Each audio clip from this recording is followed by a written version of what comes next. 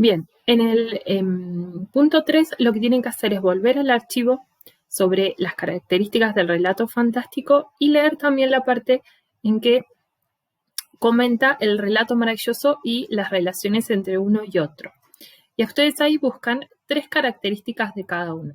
En primer lugar, la diferencia más grande entre un tipo de relato y otro, porque parecen similares pero no son lo mismo, es que en el relato fantástico lo que se narra, lo que se cuenta en esa novela, en ese cuento o en ese relato, es una situación normal de la vida cotidiana que podría suceder en la realidad hasta que rompe, ¿sí? O aparece un elemento fantástico, ¿bien?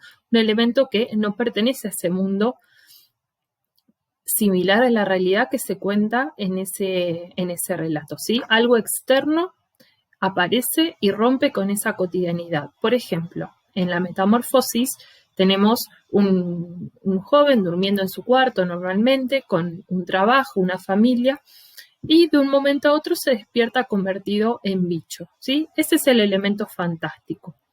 Imagínense un relato donde también un grupo de estudiantes asiste a la escuela, es invierno, se hace de noche temprano y cuando salen de la escuela aparece un fantasma, ¿sí?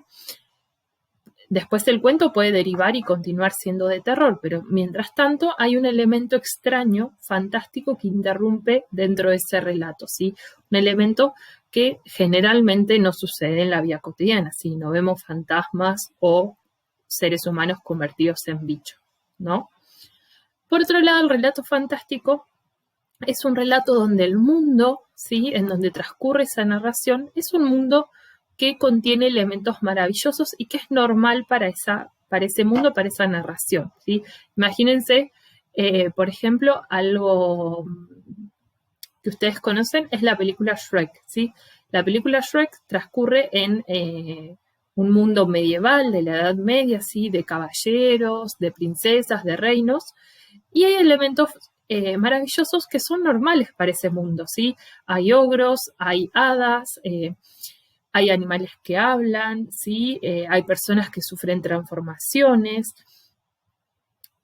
hay brujas, todos esos elementos son elementos maravillosos, pero que para ese mundo son normales. Si piensan en todos los cuentos de hadas que conocemos, nadie se asombra que haya una bruja, ¿sí? O que haya magia, o que haya algún tipo de animal diferente, porque en ese mundo existen y es normal encontrarlos. Bien, entonces esas son las 2 grandes diferencias. Ustedes tienen que buscar alguna característica más que se nombre ahí y nombrarlas en esa consigna con ítems o como ustedes quieran. Después en el 4 ustedes tienen que completar un cuadro. Fíjense que ya tienen algunos cuadritos completados para ayudarlos con ejemplos. Y esas interpretaciones son todas las que aparecen y que leímos algunas en el video anterior. Tienen que ir al archivo ese del relato fantástico y de la metamorfosis y en la segunda página ver qué se pensó, ¿sí? Desde la publicación de ese relato hasta ahora sobre ese relato, cómo se lo analizó, qué interpretaciones le dieron críticos a ese relato y completar después el cuadro. Por ejemplo, la primera interpretación que aparece ahí en ese texto es que ese relato es una representación del hombre, del ser humano, contra un mundo, ¿sí? Que lo oprime y que lo termina borrando, es decir, convirtiendo en este caso en un insecto hasta su muerte y después nadie se acuerda de Gregorio, lo encerraron en ese cuarto y listo. Esa es una de las interpretaciones que hay sobre esta obra. La otra interpretación, ¿se acuerdan? Era sobre la crueldad de la hermana. La última interpretación era sobre que la verdadera transformación que mostraba el cuento no era la de Gregorio, sino la del personaje de la hermana, que es el personaje que termina transformado, no en un ser extraordinario, sino que termina transformado en una mujer desarrollada, a punto de casarse, al final de la obra, ¿sí? Y ustedes tienen que completar ahí las interpretaciones que siguen, la 2, la 3, y si hay un autor, aparece el nombre de un autor que la haya propuesto, como en las 2 últimas, tienen que colocar ahí el nombre de ese autor.